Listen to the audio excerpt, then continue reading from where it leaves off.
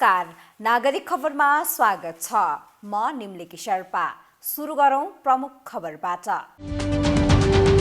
सरकारद्वारा 14 खर्ब 74 अर्ब 64 करोड रुपैयाँको बजेट सार्वजनिक। चालु आर्थिक वर्षको भन्दा करिब 58 अर्ब कम।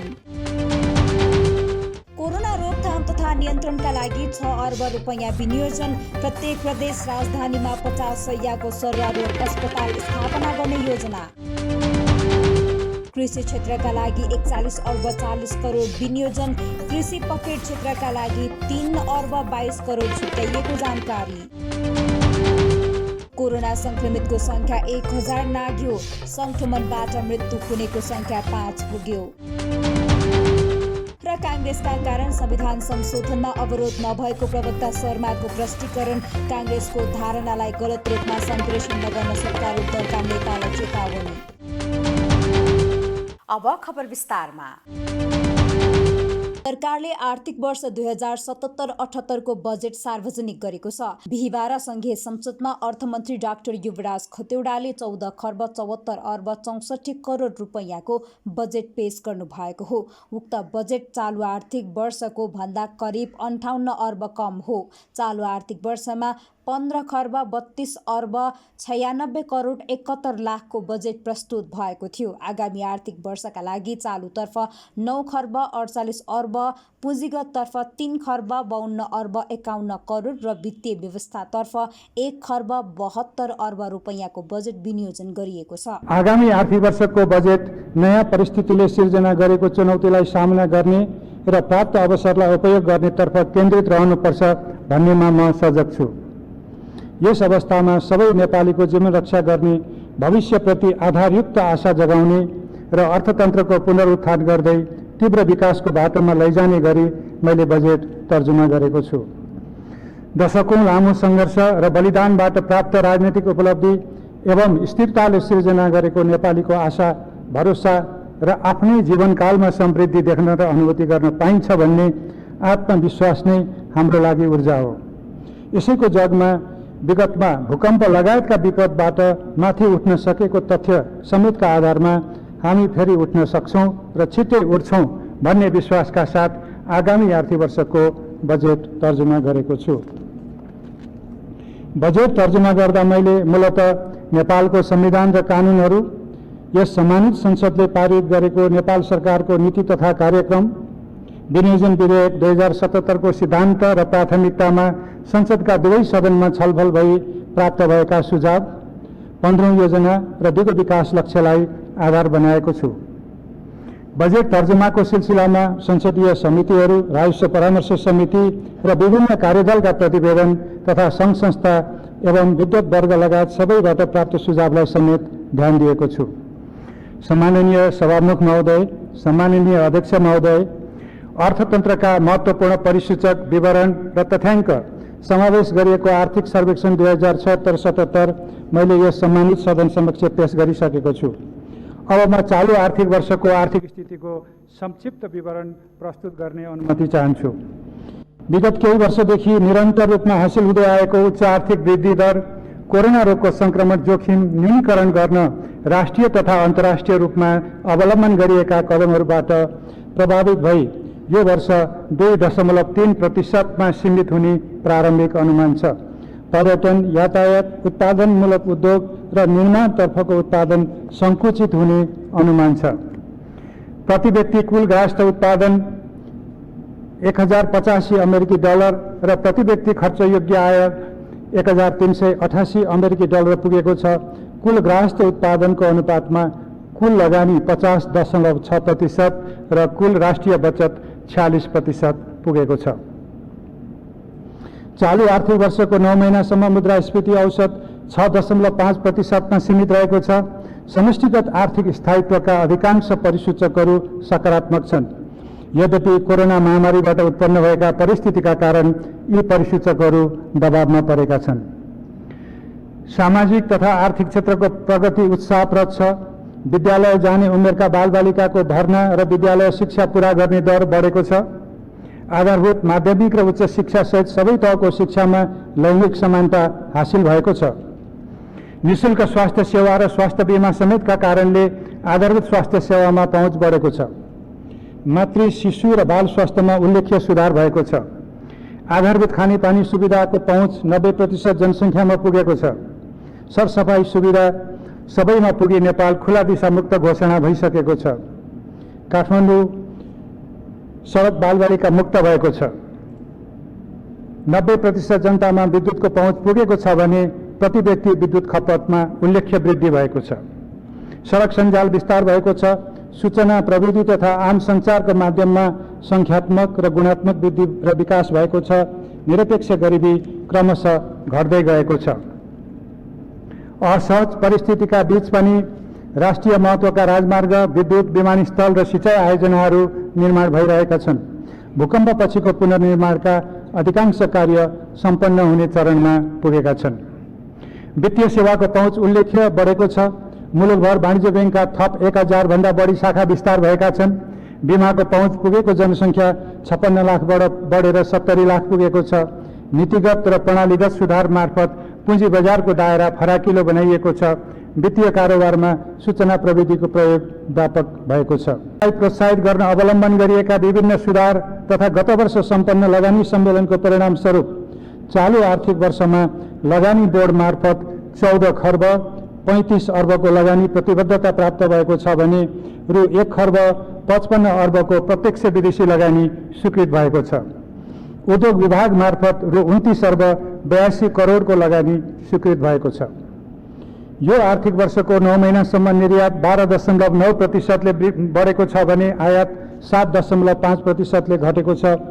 यसबाट व्यापार घाटा कम हुनुको साथै शोधनान्तर स्थितिमा उल्लेख्य सुधार भई रु 36 अर्ब 61 करोड शोधनान्तर बचत भएको छ।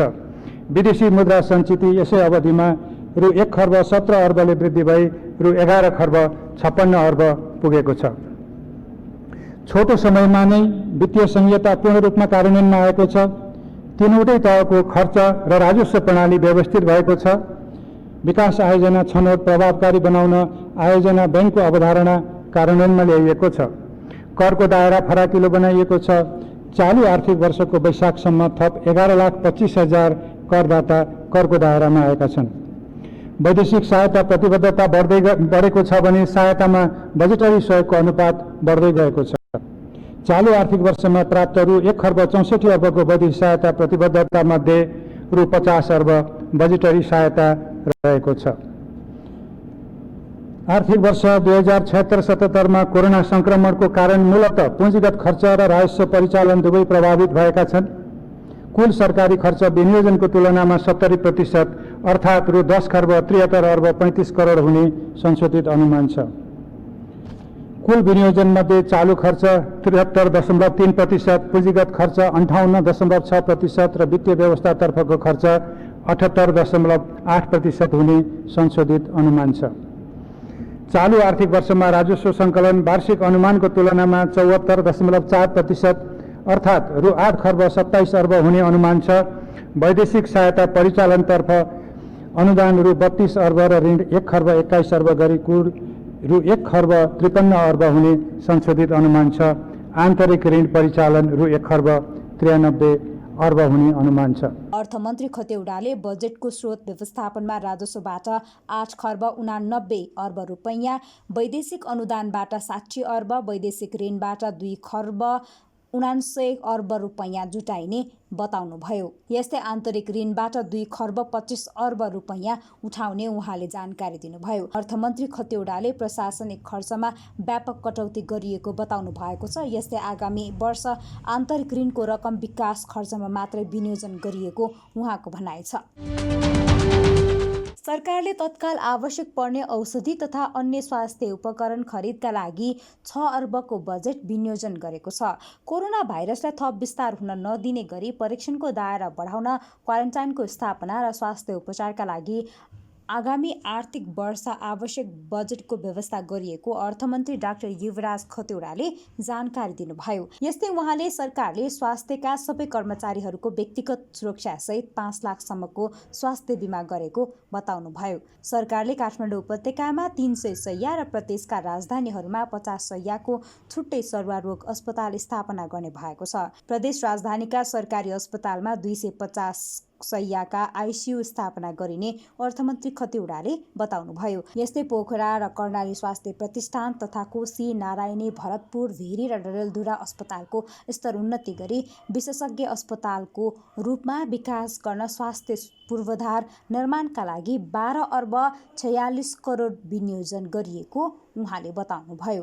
टेकुमा रहेको राष्ट्रिय जनस्वास्थ्य प्रयोगशालाको सेवा विस्तार गरी अन्तर्राष्ट्रिय मापदण्ड अनुसारको बनाउँदै प्रदेश राजधानीमा अत्याधुनिक स्वास्थ्य प्रयोगशाला स्थापना गरिने उहाँले बताउनुभयो। सरकारले सबै स्थानीय तहहरूमा गुणस्तरीय आधारभूत सेवा प्रदान गर्न 5 देखि 15 शैय्याको अस्पताल निर्माण गर्ने भएको छ। आगामी आर्थिक वर्षमा 272 अस्पताल निर्माणका लागि 14 अर्ब 27 करोड विनियोजन गर्दै साबिकका जिल्ला र अञ्चल अस्पताल स्थापना गर्न आवश्यक बजेटको व्यवस्था गरिएको अर्थमन्त्री खतिवडाले बताउनुभयो। सरकारले प्रत्येक स्वास्थ्य संस्थामा एक चिकित्सकको व्यवस्था गर्ने भएको छ। नागरिक खबरमा अब एकैछिन ब्रेक।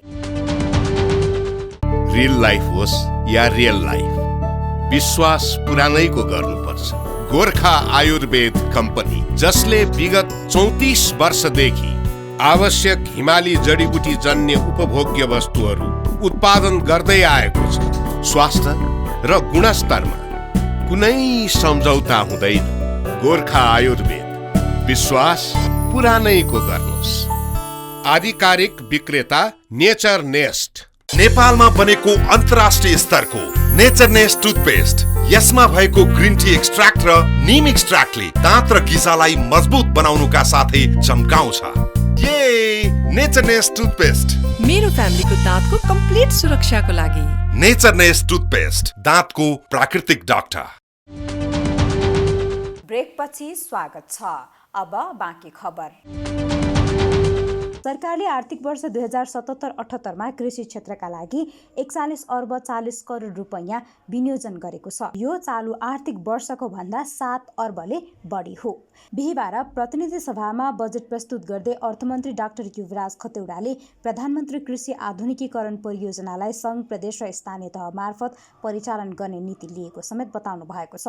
उहाँले प्रत्येक स्थानीय तहमा कम्तीमा एक कृषि पकेट क्षेत्र विस्तार गर्ने बताउँदै कृषि पकेट क्षेत्रका लागि 3 अर्ब 22 करोड रुपैयाँ विनियोजन गरिएको जानकारी दिनुभयो। यस्तै अनुदानको मल खरिदका लागि बजेटले 11 अर्ब रुपैयाँ बजेट विनियोजन गरेको छ। जलस्रोत तथा सिँचाइ मन्त्रालय मार्फत खेतीयोग्य जमिन सिँचाइको लागि साना ट्युबवेल तथा राष्ट्रिय गौरवका सिँचाइ आयोजनाका लागि 2 अर्ब 32 करोड रुपैयाँ बजेट विनियोजन गरेको छ। सरकारले कृषि कार्य गर्न चाहनेलाई भूमि उपलब्ध गराउने र यसका लागि सरकारले भूमि बैंक सञ्चालनमा ल्याउने अर्थमन्त्री खतिवडाले बताउनुभयो। यसका लागि आगामी बजेटमा 50 करोड रुपैयाँ सेयर लगानीका रूपमा विनियोजन गरिएको छ। बिहीबार एकै दिन थप 156 जनामा संक्रमण पोजिटिभ देखिएसँगै नेपालमा कोरोना संक्रमितको संख्या 1000 नागेको छ।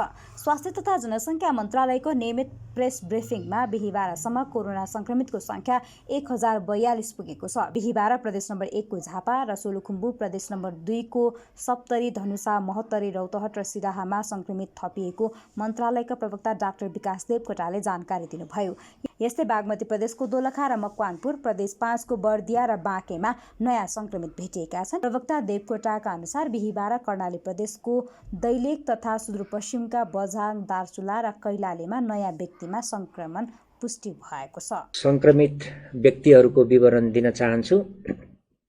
पछिल्लो हामीलाई अद्यावधिक रिपोर्ट अनुसार नयाँ संक्रमित थपको संख्या 156 रहेको छ, जसमध्ये बीपी कोइराला स्वास्थ्य विज्ञान प्रतिष्ठान धरानमा गरिएको परीक्षणमा जम्मा 2 जना पोजिटिभ देखिनु भएको छ। उहाँहरू सप्तरी जिल्लाका हुनुहुन्छ, 32 र 47 वर्षीय पुरुष। त्यसैगरी कोशी अस्पतालको प्रयोगशालामा गरिएको परीक्षणमा 25 जना पोजिटिभ देखिनु भएको छ। उहाँहरू सबै झापाका हुनुहुन्छ।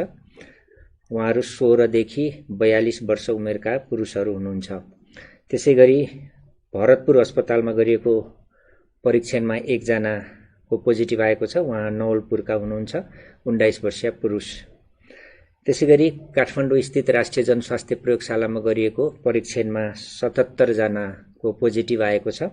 उहाँहरू धनुषाका 29 जना हुनुहुन्छ, 4 वर्षीय बालिका, 8 वर्षीय बालकदेखि लिएर 2 जना महिला र 25 जना पुरुष हुनुहुन्छ। उहाँहरू 14 देखि 70 वर्ष उमेरका रहनुभएको छ। त्यसैगरी महोत्तरीका 17 जना हुनुहुन्छ। एकजना महिला 45 वर्षीय र पुरुषहरू 16 जना 15 देखि 45 वर्ष उमेरका। त्यसैगरी रौतहटका हुनुहुन्छ 3 जना। उहाँहरूमध्ये 12 वर्षका देखि लिएर 30 वर्ष उमेरका व्यक्तिहरू हुनुहुन्छ। सबै पुरुष हुनुहुन्छ। त्यसैगरी सप्तरीका 12 जना हुनुहुन्छ जो 18 देखि 42 वर्ष उमेरका पुरुषहरू नै हुनुहुन्छ। त्यसैगरी सर्लाहीका 7 जना हुनुहुन्छ जो 17 देखि 31 वर्षका पुरुषहरू हुनुहुन्छ। सिराहाका 6 जना 14 देखि 40 वर्ष उमेरका व्यक्तिहरू पुरुषहरू हुनुहुन्छ। उहाँहरू पनि दोलखाका 2 जना 19 वर्षीय र 20 वर्षीय पुरुष हुनुहुन्छ। त्यसैगरी सोलुखुम्बुका 1 जना 26 वर्षीय पुरुष हुनुहुन्छ। बझाङका 1 जना 55 वर्षीय पुरुष सोलुका हुनुहुन्छ। बझाङको 1 जना हुनुहुन्छ। उहाँ चाहिँ सुर्खेतको प्रादेशिक प्रयोगशालामा परीक्षण गरिएको थियो उहाँको नमुना। यसरी सुर्खेतमा गरिने जम्मा 23 जना हुनुहुन्छ, जसमध्ये बझाङका 1 जना जो मैले भने। त्यसपछि सुर्खेतका 13 जना हुनुहुन्छ। 2 र 5 वर्षीय 2 जना बालिका हुनुहुन्छ भने अन्य चाहिँ 11 वर्षदेखि 37 वर्ष उमेरका 7 जना पुरुष र 22 देखि 39 वर्ष उमेरका 4 जना महिला रहनुभएको छ।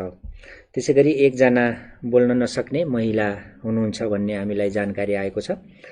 त्यसैगरी दैलेखका 8 जना जो 1 जना महिला 20 वर्षीय र 17 देखि 40 वर्ष उमेरका अन्य 7 जना पुरुषहरू हुनुहुन्छ।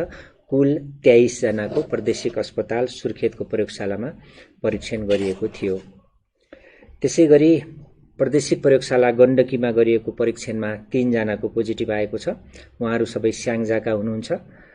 39 वर्षीय महिला र 22 तथा 26 वर्षीय पुरुष हुनुहुन्छ। त्यसैगरी सेती अस्पतालको प्रयोगशालामा गरिएको परीक्षणमा थप 3 जनाको पोजिटिभ देखिएको छ। उहाँहरू दार्चुलाका 1 जना 25 वर्षीय पुरुष, कैलालीका 2 जना 25 र 30 वर्षीय पुरुष हुनुहुन्छ। त्यसैगरी किटजन्य प्रयोगशाला हेटौडामा गरिएको परीक्षणमा 1 जनाको पोजिटिभ आएको छ। उहाँ मकवानपुर हेटौडाका 50 वर्षीय पुरुष हुनुहुन्छ। त्यसैगरी भेरी अस्पतालको प्रयोगशालामा गरिएको परीक्षणमा 4 जना पुरुषको पोजिटिभ देखिएको छ। उहाँहरू बर्दियाका 3 जना 29 देखि 34 वर्ष उमेरका र नेपालगञ्ज बाँकेका 1 जना 28 वर्षीय हुनुहुन्छ। त्यसैगरी अन्तिममा धुलीखेल अस्पतालमा गरिएको परीक्षणमा 17 जनाको पोजिटिभ आएको छ। उहाँहरू सबै रौतहटका हुनुहुन्छ। 17 जना मध्ये 8 वर्षका बालकदेखि 40 वर्षका पुरुषसम्म हुनुहुन्छ। यसरी आज मात्र पछिल्लो अपडेटको 156 जनाको थप नयाँ संक्रमण पहिचान भएको छ व्यक्तिहरूमा र कुल संक्रमितको संख्या 1042 पुगेको छ, जसमध्ये पुरुष 940 जना र महिला 102 जना हुनुहुन्छ। संक्रमित व्यक्तिहरूको प्रादेशिक विवरण दिन चाहन्छु। हालसम्म संक्रमित भएका 142 व्यक्तिहरूमध्ये प्रदेश नम्बर 1 मा 8 जिल्लामा सोलुखुम्बु थप भयो, त्यसमा 129 जना। त्यसैगरी प्रदेश नम्बर 2 का सबै 8 जिल्लामा गरेर 415 जना। बागमती प्रदेशका 12 जिल्लामा दोलखा सहित नयाँ 44 जना। गण्डकीका 4 जिल्लामा 17 जना। प्रदेश नम्बर 5 का 9 जिल्लामा 369 जना। त्यसैगरी कर्णालीका 3 जिल्लामा 47 जना र सुदूरपश्चिमका 7 जिल्ला जसमा बझाङ र दार्चुला पनि थप भए त्यहाँ 21 जना हालसम्म संक्रमितहरू रहनु भएको छ। कुल संक्रमण भएका व्यक्तिहरूको संख्या 1042 रहेको छ र जिल्ला 51 जिल्ला समेटिएको छ। प्रवक्ता देवकोटाका अनुसार नेपालमा कोरोना संक्रमणबाट मृत्यु हुनेको संख्या 5 पुगेको छ। बुधबार ललितपुर महानगरपालिका बुङमतीमा 56 वर्षीय पुरुषको मृत्यु भएको हो। किस्ट अस्पतालमा उपचाररत उनको कोरोना भाइरसका कारण मृत्यु भएको मन्त्रालयले पुष्टि गरेको छ। प्रमुख प्रतिपक्षी नेपाली काङ्ग्रेसले सत्तारूढ नेपाल कम्युनिस्ट पार्टी नेकपाका नेताहरूलाई काङ्ग्रेसको धारणालाई गलत रूपमा सम्प्रेषण नगर्न चेतावनी दिएको छ। काङ्ग्रेस प्रवक्ता विश्वप्रकाश शर्माले बिहीबार पार्टी केन्द्रीय कार्यालय सानेपामा पत्रकार सम्मेलन आयोजना गरेर सरकारका मन्त्री र मुख्यमन्त्रीहरूलाई काङ्ग्रेसको धारणालाई तोडमोड गरेर सम्प्रेषण नगर्न चेतावनी दिनुभएको हो। सरकारका केही मन्त्री तथा मुख्यमन्त्रीले बुधबार काङ्ग्रेसको कारण नेपालको नक्सा सच्याउने विषयमा तय भएको संविधान संशोधनको कार्यसूची हटाइएको बताएका थिए। उहाँले काङ्ग्रेसले केन्द्रीय कार्यसमितिबाट संस्थागत धारणा बनाई अगाडि बढ्ने बताए पनि संविधानको संशोधनको प्रक्रिया अगाडि बढाउन समय नमागेको स्पष्ट पार्नुभयो। सर्वदलीय बैठकमा सहभागिता भएर नेपाली काङ्ग्रेस पार्टीले केन्द्रीय कार्यसमितिबाट संस्थागत रूपमा निर्णय गर्नेछ भनेर भन्नुको अर्थ हामीलाई समय दिइयोस् भनेर हामीले समय माग गरेको होइन। नेपाली काङ्ग्रेस पार्टीले संस्थागत रूपमा आफ्नो निर्णय गर्नतर्फ जाँदै गर्दा संसदमा सुरु भएको प्रक्रियालाई अवरुद्ध गरिनुपर्छ भन्ने हाम्रो कुनै माग, हाम्रो कुनै अपेक्षा बिल्कुलै थिएन। संसदमा कार्यसूचीबाट त्यसलाई हटाइनुपर्छ भन्ने नेपाली काङ्ग्रेस पार्टीको अभिव्यक्ति थियो, नेपाली काङ्ग्रेस पार्टीको आग्रह थियो भन्ने ढङ्गले सरकारका कतिपय मन्त्रीजीहरूले र सरकारका सत्तारूढ दल निकट रहेका एकजना मुख्यमन्त्रीजीले भन्नुभएको विषयलाई हामीले गम्भीरतापूर्वक लिएका छौँ। नेपाली काङ्ग्रेस पार्टीको तर्फबाट म आज स्वदेश र विदेशमा हेरिरहनुभएका सबै दिदीबहिनी दाजुभाइलाई सञ्चार माध्यम मार्फत, सामाजिक सञ्जाल फेसबुक मार्फत स्पष्ट गर्न चाहन्छु, नेपाली काङ्ग्रेस पार्टीको धारणालाई व्यक्त गर्नलाई, नेपाली काङ्ग्रेस पार्टीको धारणालाई व्याख्या गर्नका लागि नेपाली काङ्ग्रेस पार्टीले कम्युनिस्ट पार्टीका कुनै मन्त्रीजीलाई या कम्युनिस्ट पार्टीको कुनै मुख्यमन्त्रीजीलाई पार्टीको सहायक प्रवक्ताका रूपमा नियुक्त गरेको छैन। नेपाली काङ्ग्रेस पार्टीको जे धारणा हो त्यो पार्टीको यसबीचमा सभापतिजीको ट्विट मार्फत पनि, वक्तव्य मार्फत पनि आएको छ, पदाधिकारी बैठकबाट पनि आएको छ, प्रवक्ताको वक्तव्यबाट पनि आएको छ कि प्रवक्तालाई सोध्नुहोस् कि पार्टीको केन्द्रीय कार्य समिति 17 गतेलाई पर्खिनुहोस् भनेर यसबीचमा हामीले अपिल पनि सार्वजनिक गरिसकेका छौँ। त्यसैले नेपाली काङ्ग्रेस पार्टीको धारणाको बारेमा गलत इन्टरप्रिटेसन गर्ने कुरामा कोही पनि नलाग्नलाई म कम्युनिस्ट पार्टीको सरकारसँग नजिक रहनुभएका मन्त्रीजीहरू, मुख्यमन्त्रीजीहरूलाई नेपाली काङ्ग्रेस पार्टीको केन्द्रीय कार्यालयबाट म चुनौतीका साथ उहाँहरूलाई आफ्नो पार्टीको विषयमा आफ्नो अभिव्यक्ति राख्नुहोस् र नेपाली काङ्ग्रेस पार्टीले राख्दै गरेको निर्णय गर्ने प्रक्रियाको सन्दर्भमा कुनै प्रश्न नउठाउनुहोस् म आग्रह गर्न चाहन्छु। सरकारले जारी गरेको नक्सालाई सबैको स्वामित्व अनुभूति हुने गरी संसदबाट पारित गराउन साझा सहमतिको वातावरण निर्माण गर्न प्रवक्ता शर्माले सरकारलाई आग्रह समेत गर्नुभयो। काङ्ग्रेसले अभिव्यक्तिमा उग्रता भन्दा पनि पहल कदमीमा तीव्रताको पक्षमा रहेको र संसदबाट पारित गराउन सबै दलहरूबीच साझा दृष्टिकोण बनाउन काङ्ग्रेस नेतृत्व गर्न तयार रहेको बताउनुभयो।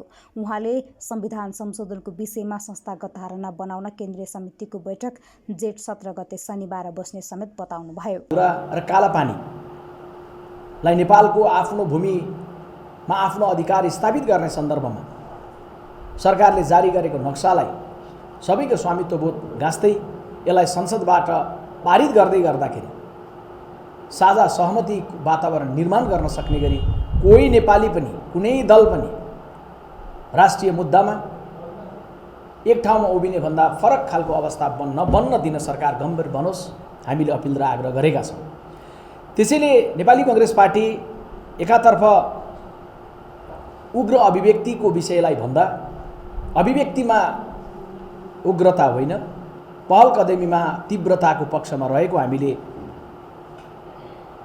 हाम्रो राय धारणालाई सार्वजनिक गरिसकेकै छौँ र यसबीचमा नेपाली काङ्ग्रेस पार्टीले नक्सा जे जारी भएको छ त्यसका पछिल्तिर आफ्नो पार्टीले ठहर गरेको सकारात्मक दृष्टिकोण, सर्वदलीय बैठकमा पार्टीको सभापति शेरबहादुर देउवा स्वयं आफै उपस्थित भएर त्यो नक्साका प्रति रहेको हाम्रो समर्थनलाई नेपाली काङ्ग्रेस केन्द्रीय कार्य समितिको बैठकबाटै संस्थागत निर्णय गर्ने भनेर जनाब दिइसकेको विषय यहाँहरू सबैलाई जानकारी छ र नेपाली काङ्ग्रेस केन्द्रीय कार्य समितिको बैठक बस्ने र यसबारेमा निर्णय गर्ने भन्ने एउटा जिम्मेवार राजनीतिक दलका रूपमा नेपाली काङ्ग्रेस पार्टीको घरायसी विषय त हो नै, तर केवल घरायसी विषय मात्रै नभएर राष्ट्रियता जस्तो विषयमा हरेक दलभित्र साझा स्वामित्वबोध हुन सकोस्, हरेक राजनीतिक दलहरूले साझा दृष्टिकोण निर्माण गरेर नक्सा संसदबाट पारित हुँदै गर्दा कसैले पनि त्योभन्दा फरक रूपमा उभिने खालको अवस्था नबनोस् भनेर सन्देश दिने प्रयत्न, साझा ढङ्गले नेतृत्व गर्ने प्रयत्न पनि नेपाली काङ्ग्रेस पार्टीको हो र नेपाली काङ्ग्रेस पार्टीले यसका लागि नेपाली कङ्ग्रेस केन्द्रीय कार्य समितिको बैठक शनिबार 17 गते अपराह्न 1 बजे बोलाउने भनेर पार्टीका मुख्य सचिव कृष्ण प्रसाद पौडेलजीको वक्तव्य मार्फत यस बीचमा हामीले सार्वजनिक पनि गरिसकेका छौँ। काङ्ग्रेसले नक्साको विषयमा संविधान संशोधन गर्न सार्वजनिक रूपमा नै जवाफ दिइसकेको उहाँले बताउनुभयो। सर्वदलीय बैठकमा सहभागी भएर काङ्ग्रेसले कार्यसमितिको बैठकबाट संस्थागत निर्णय गर्ने बताएको तर समय नमागेको उहाँले स्पष्ट पार्नुभयो। नागरिक खबर आजलाई यति नै। अन्त्यमा प्रमुख खबर फेरि एकपटक। सरकारद्वारा 14 खर्ब 74 अर्ब 64 करोड रुपैयाँको बजेट सार्वजनिक। चालु आर्थिक वर्षको भन्दा करिब 58 अर्ब कम। कोरोना रोकथाम तथा नियन्त्रणका लागि 6 अर्ब रुपैयाँ विनियोजन। प्रत्येक प्रदेश राजधानीमा 50 शय्याको सर्वारोग अस्पताल स्थापना गर्ने योजना। कृषि क्षेत्रका लागि 41 अर्ब 40 करोड विनियोजन। कृषि पकेट क्षेत्रका लागि 3 अर्ब 22 करोड छुट्याइएको जानकारी। कोरोना संक्रमितको संख्या 1000 नाग्यो। संक्रमणबाट मृत्यु हुनेको संख्या 5 पुग्यो। र काङ्ग्रेसका कारण संविधान संशोधनमा अवरोध नभएको प्रवक्ता शर्माको प्रष्टीकरण। काङ्ग्रेसको धारणालाई गलत रूपमा सम्प्रेषण नगर्न सत्तारूढ दलका नेतालाई चेतावनी।